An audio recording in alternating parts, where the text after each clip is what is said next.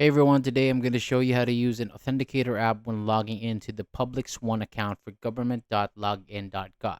To begin, open the Public Swan account for government.login.gov website, and at the top of the page you should see the option to create an account. Click that, then scroll down and choose the Create Account button again to continue. Now, you will be brought to the sign in page since this is for your new account. Choose the Create Account option, and from here enter your email address. Choose your preferred language and check the box to agree the Public Swan account for government rules of use.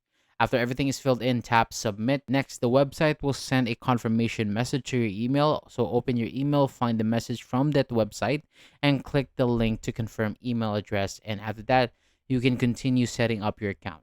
Now, you will need to create a strong password. So make sure the password is something secure and not easy for someone else to guess. Once you have entered your password, tap continue. And after this, the website will ask you to choose an authentication method. So there are different options available. But for this video, we are going to use an authenticator application and select the application app option, then tap continue.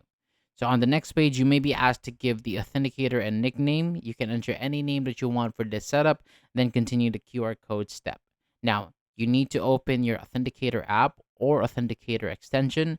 In this example, you can go to the Chrome Web Store, search for an Authenticator extension, and add it to Chrome. Once it is added, you should see it in the extension area at the top of your browser. Click the Authenticator extension, then choose the option to scan a QR code, and after that, scan the QR code shown on the Public Swan account for government.login.gov.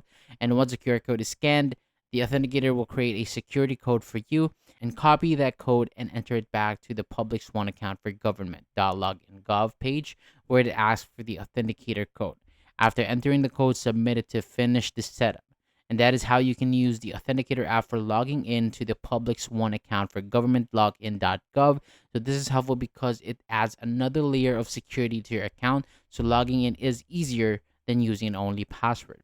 So thank you so much for watching. For more videos like this, hit the subscribe button below and I'll see you on the next video.